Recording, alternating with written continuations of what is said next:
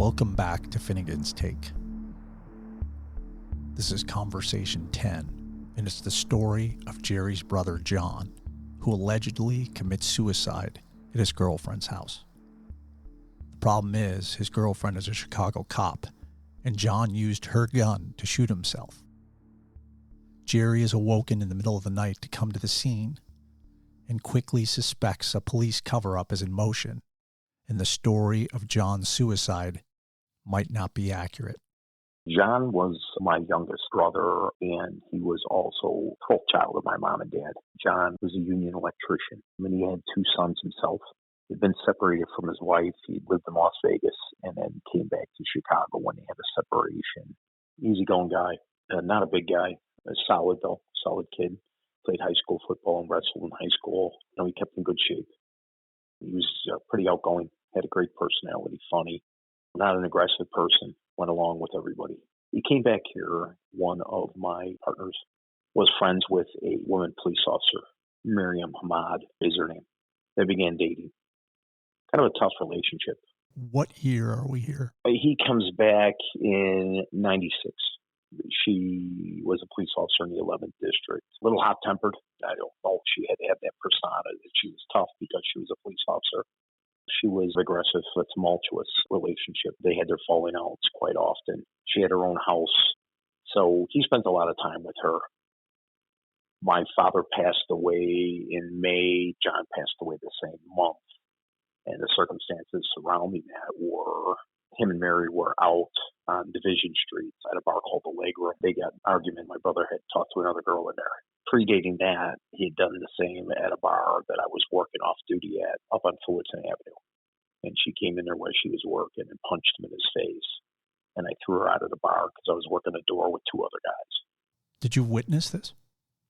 Yes. So yes. Your brother is in this bar. Mm-hmm. You're working there off duty. She comes in uniform, working. No. She's assigned to, at that time, narcotics section. She was wearing regular clothes. But on duty? Yes, she was on duty. She didn't have her gun exposed and she was in narcotics. So she had a take-home car, which was a covert vehicle. You either took home an unmarked car or a covert vehicle, depending on what your capacity was in that unit. I didn't pay attention. She just brushed by me, walked into the bar, and then walked up. She was talking to two girls there, friendly conversation, not standing on top of them or anything.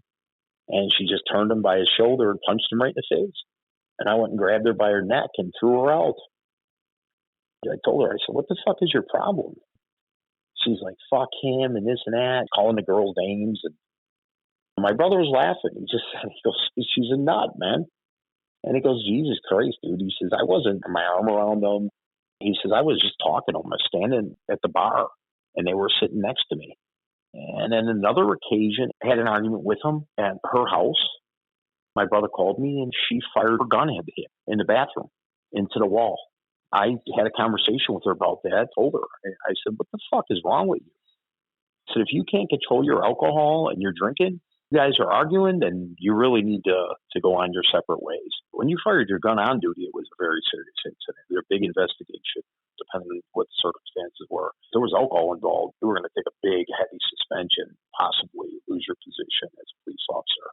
I'm sure alcohol came into play that evening. She fired a gun in his direction in the bathroom and into the wall. And I told him, I said, it's time for you guys to move on. And I told him specifically, I said, John, you got to get away from her. This fucking broad. She's got some issues. Other than you, were the police called to the residence? No, absolutely not. So your brother's first call is to you? Yeah, he just told me. And this wasn't right away. Like an hour transpired since the incident and called me and told me what happened. I don't know if she stepped out or went somewhere, but he told me what happened. I said, John, get the fuck out of the house. He goes, no, it's over. It's over. And I said, John, come on, you can't stay there. She's going to shoot her fucking gun in the house in your direction. You cannot stay there. We go down the road a little bit time-wise, and my father passed away May 3rd of 1999. My brother, John, and all of us were at the wake, and she came there. They supposedly had broken up, but she came there anyway. So we were all going to dinner afterwards because it was late. And we told my brother John, just come with us, let her go on her way. but he ended up going to dinner with her somewhere. And approximately 27 days later, on the 30th of May, I was awakened from my sleep with a phone call, ringing my phone at about 3 o'clock in the morning. I said hello, and on the other end, the guy said, "Is this Finnigan, Officer Finnigan?" And I said, "Yeah, who's this?" And he said, "This is Officer so-and-so." I can't remember the kid's name. He says, "I'm beat 16, whatever he was."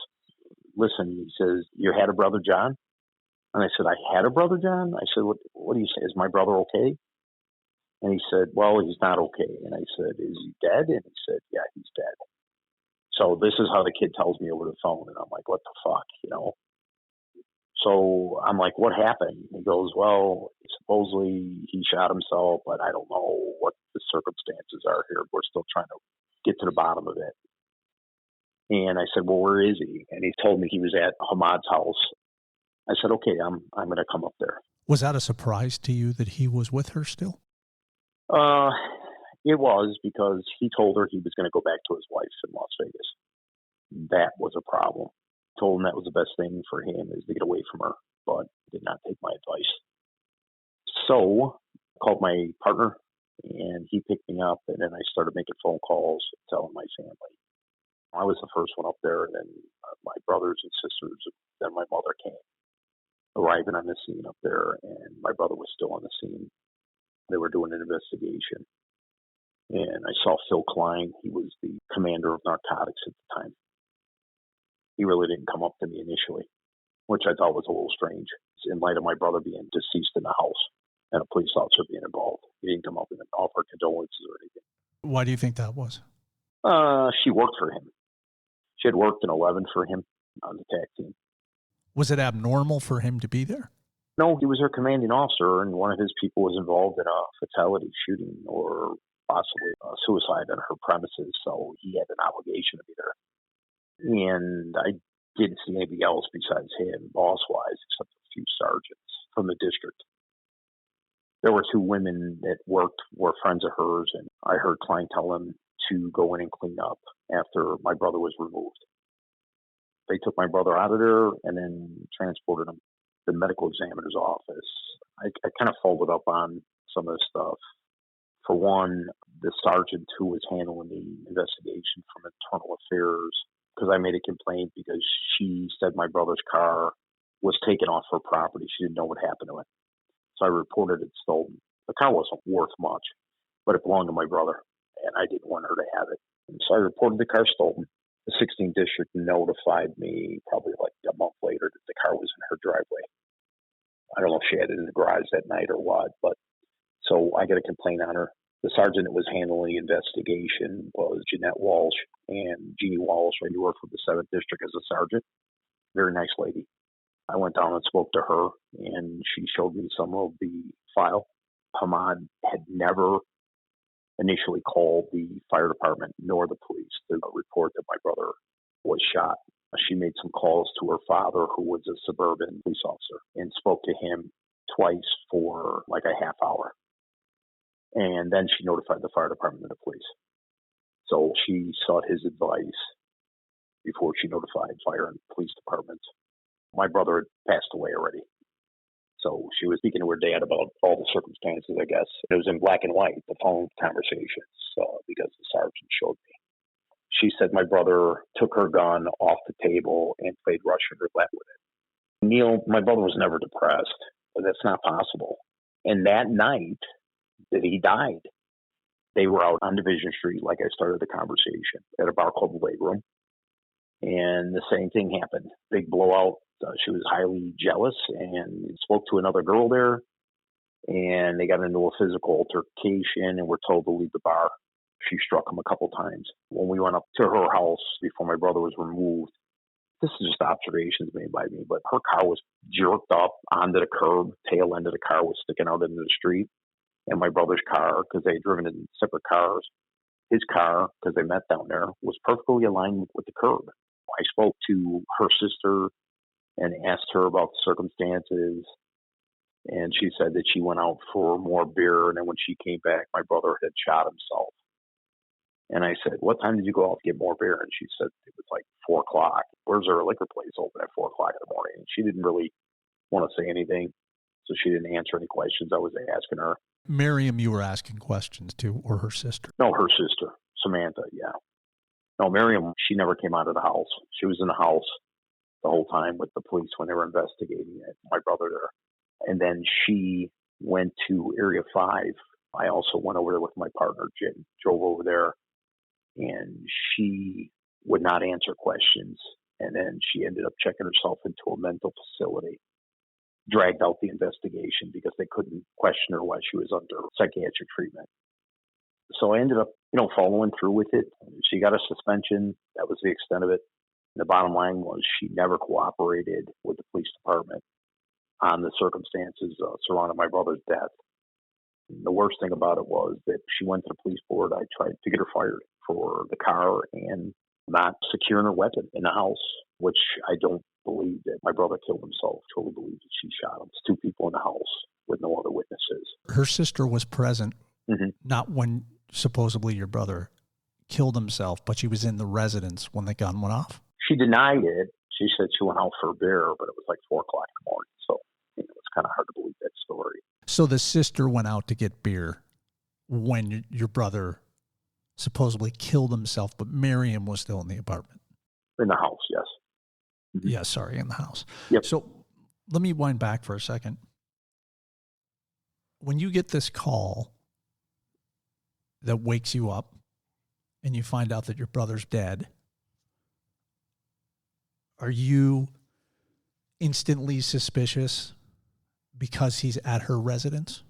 Well, I was. I mean, I heard her screaming in the back during the call with the copper. I wasn't there. Dead men can't talk, so my brother couldn't tell his side of the story. But I thought it was awful suspicious that she did not call the fire or police department right away, that she called her father. So like I said, I mean, it was hard. The evidence technician, I think he was the crime, as a matter of fact, he was the crime lab that night. I knew his brother. He told me that she made sure she put her hands on my brother's head that had a gaping hole in it because they were not able to take GSR, which is gunshot residue, tests on her hand to see if her hand contained gunpowder residue. Her hands were spoiled because they had blood on them, and she was not able to be tested to see if she fired the gun. You are not going to put your hands on somebody's head that's got a hole. And unfortunately, I saw my brother because I went to see him at the funeral home. I was a policeman. As much as I hated to look at him like that, I looked at him.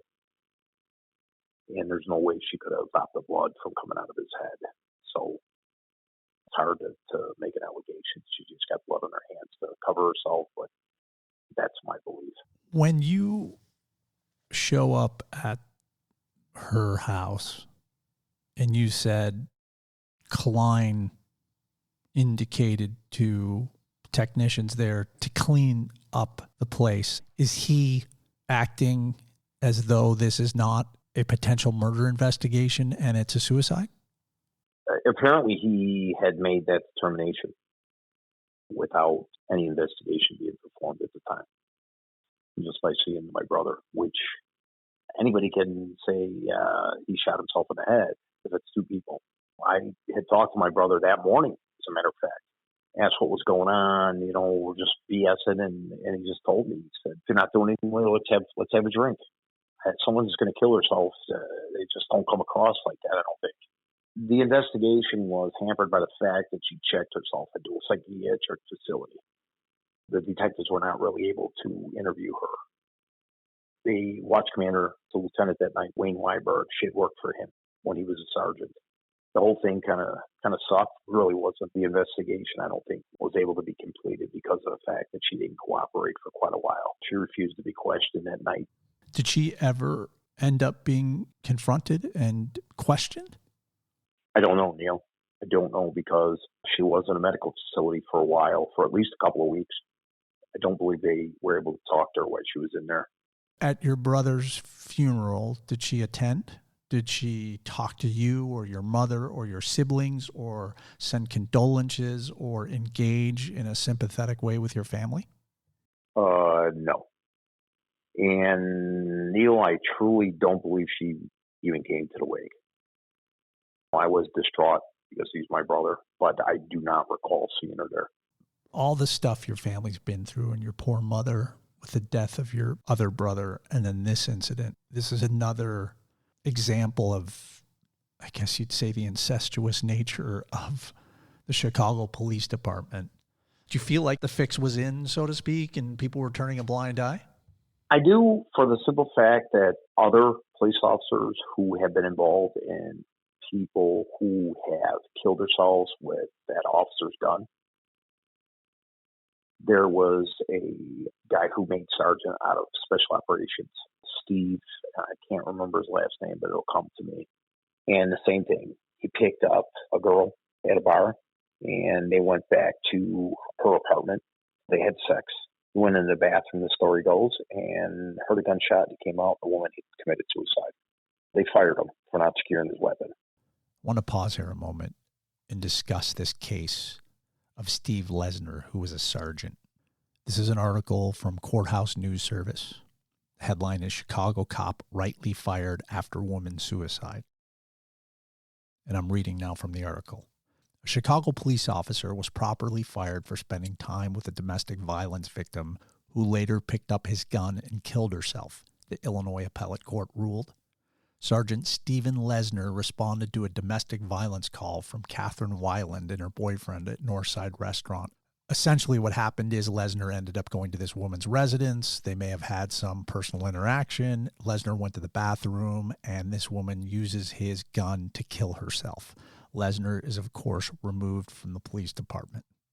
Back to the conversation. 2 or 3 instances where police officers were fired right around that same time by the superintendent who sought their discharge and was successful for not securing their weapons. But miraculously, she did not lose her job for not securing her weapon and someone supposedly killing herself with it. Why is that? Because this is slam dunk removal under any conditions. I don't know either, but she went on to become a sergeant. She was promoted to become a sergeant and is currently working on the north side. And to this day, as we're talking here in 2023, this woman who's a member of the Chicago Police Department in a elevated position, she's a sergeant, has never called you, called your mother.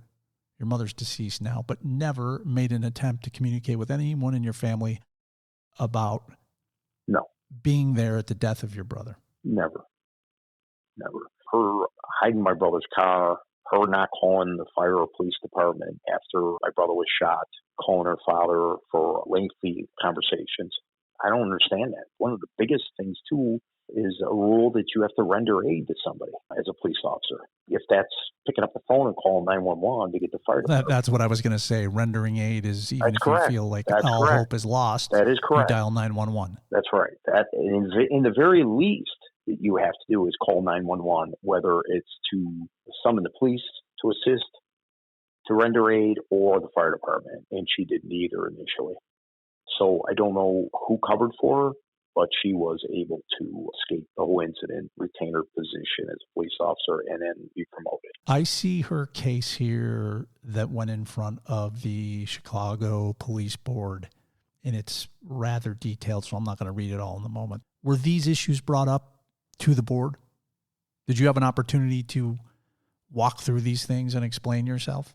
No, I only appeared in front of the board for the car incident, not for the death of my brother, because no charges were brought against her for that. And let's talk about the car. What's the point of lying about the car? Was it for money? And Neal, the car had a nominal amount of value. The older car. He kept some tools in there for his work and some golf clubs. Why she would take the car, I don't know. When I was alerted to the fact by a 16th district officer that car, it might have been the same kid that had responded that night. I don't know, to my brother's death. But I was called when I was working on the street one day to switch over to Zone 1 and speak to beat 16 such and such. And I did, and he told me the car was in the driveway at that address. I called him on the phone, and he told me, he says, "Hey, your brother's car's up there. I just saw it." I had it towed to my house.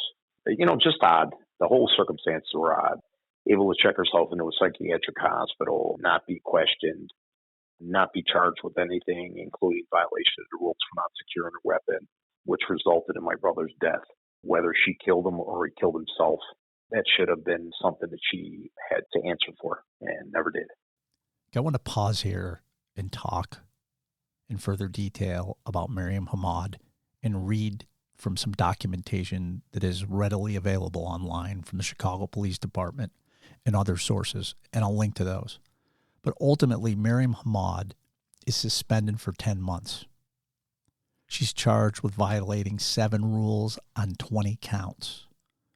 There's one document, title is Before the Police Board of the City of Chicago, in the matter of charges filed against police officer Miriam Hamad. This is a findings and decision document. What I find interesting is that she is found not guilty in regard to her service weapon being used in a death. Again, did John Finnigan commit suicide with her weapon? Of course he did. We know this as a fact. But the city of Chicago and the police department determined there isn't enough information to prove this. That is strange. She is suspended for, again, the forging of these documents. There's a bit that I think is worth reading because it burrows into the details of her behavior around this vehicle. More to the point, in the superintendent's attorney, in closing argument in the 2006 hearing, specifically said Officer Hamad's forgery was unlawful conduct leading to possessions of the title documents. And there's a very interesting paragraph here that the lawyer speaks to the fact of her forgery and her illegal behavior, which she is ultimately suspended for. Again, I will link to these documents. Let's go back to the conversation. She had a relationship with Klein as far as working for him, and I don't know if that helped her out. I really don't. Does this leave a further bad taste in your mouth about the police department? I know it's a weird question to ask because you're obviously employed by the Chicago Police Department, but your other brother was killed. There was certainly some shenanigans around his death. Then this happens, and I know it's some years after. Do these two things at all connect in your mind, or is it just another tragic hurdle that you've got to just move through? It affected me, Neal. I'm not going to lie. It affected me. I mean, I drank heavily afterwards for quite a while. The simple fact that you see what can be done if you know the right people, whether it's with the police department or whether it's politicians or whether it's in the court system. I don't think there's anybody that can't reach out and help somebody out in this city. That's the way it is, and that's the way it's always been here. I don't think it'll ever change. It just it surprises me, the outcome of this, that she never faced any serious suspensions or anything when someone lost her life. In reading this document a little bit further, the title of it is Before the Police Board of the City of Chicago, in the matter of charges filed against police officer Miriam Hamad. Have you read this? I don't think I have. They try to drag your issues into her defense, as though somehow what you've been through and your conviction is prejudicial, specifically the stealing of this car. At this point in your career and at this moment of your brother's death and the shadiness around it and the way the police handled it, do you have an opinion about the police department at this point in your career? This is Chicago. It's just like any other big city. It's just political like any other big city. There was a guy who worked in special operations. His case was in the newspaper where he was stopping intoxicated females. This guy, while he was working, he was engaging with these females, taking pictures, having them pull their panties down, putting his fingers inside of them. And there were a number of allegations against him. He was stripped, which means his police powers were taken away. Miraculously, he beat the charges and was given back pay, placed back in his full capacity as a police sergeant. Just what happens, his mother was a deputy chief of the police department. So anything can happen, man. When these events start to unravel around your brother's death, are you thinking, here we go again? Or now I'm going to be stuck in this mousetrap? I'm not going to tell you that I wasn't disappointed and I thought it's pretty much you can do anything, and not relating to like myself and what I did. I'm saying pretty much you can do anything here and get away with it if you have the right connections. So I kind of figured, fuck it. If you know somebody They're not going to hurt you, and you're not going to lose your job. If you don't know anything or know anybody, you're going to lose your job.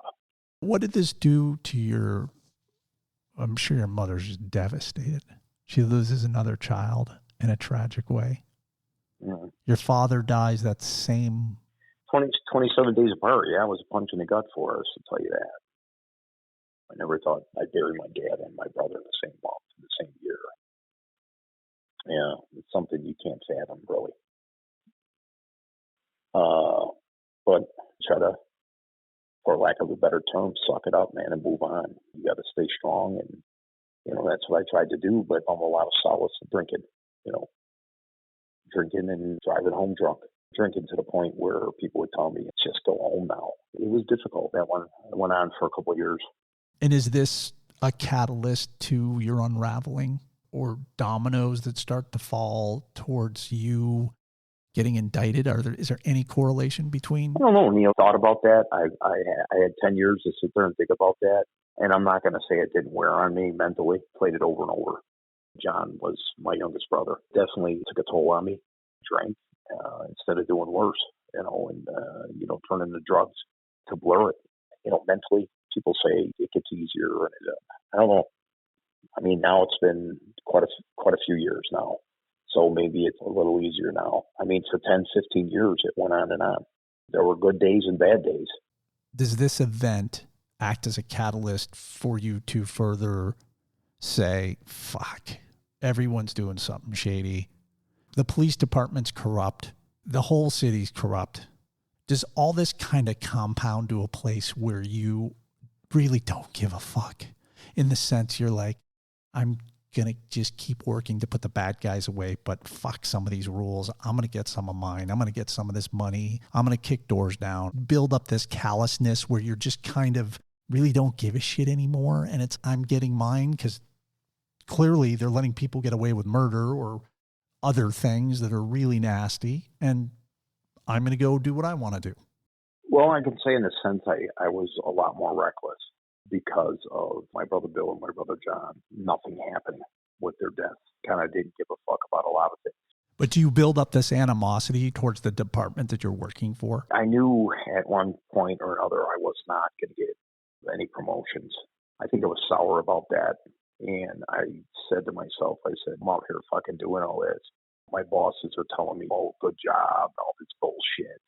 But truly, I was fucking killing myself career-wise. And I just don't think, after a while, I just said there was like, fuck it, it's never going to change. When I did my proffer with the U.S. Attorney's Office, I kind of said that I kind of got negative and sour about not getting promoted with the complaints and stuff. And my activity was good, but that activity led me to get those complaints, and it ruined my career. So I don't know, in a sense, I guess I didn't give a fuck anymore. Deep down, maybe I took some risks I shouldn't have and did illegal things that I shouldn't have done. And it probably just ballooned from there. I sought out some help talking to police psychiatrists. After I had actually the one shooting, and then when my brother passed away, I sought him out again because I was having some problems emotionally with it. The gentleman that saw me was a great guy. I think he helped me, but I was depressed, and I fell into a pretty good amount of depression. Both your brothers are killed. You've got a governor on your career. You know you are not getting above a certain place, and you're really good at your job, but being really good at your job is not a good thing, as you've indicated, because you're at the service of your boss, who gets the accolades and the upward trajectory for the numbers that you're providing, getting guns off the street, stopping bad guys at a amazing clip, but you're like a fucking tire that the tread just gets worn down on. Yeah, I mean, that's a good analogy. So why do you think Marion Hamad got a slap on the wrist? She had a 10-month suspension. It was for forging the documents related to your brother's vehicle. Why didn't she get a stiffer punishment? I think Phil Klein even though he saw her dismissal on the car, could have been Wayne Weinberg too. He was a lieutenant and then he became a commander. Who knows, man? The fucking police department is rife with corruption too. This fucking city, it's just like everything. New York, Boston, they're all fucking corrupt, man. This concludes Conversation 10. Miriam Hamad remains an employee of the Chicago Police Department. Our next conversation is the beginning of the end of SOS and Jerry's career. But was there a single event that started the investigation that leads to his indictment? There may have been a few, but let's start at the insurance scam. SOS member John Brzezinski is transferred to an FBI special task force and gets issued a car. So what does John do with his personal car? Well, of course, he reports it stolen so he can collect on the insurance. But where does he hide his car? Well, you have to hear it to believe it. Stay with us for Conversation 11. And thanks as always for listening.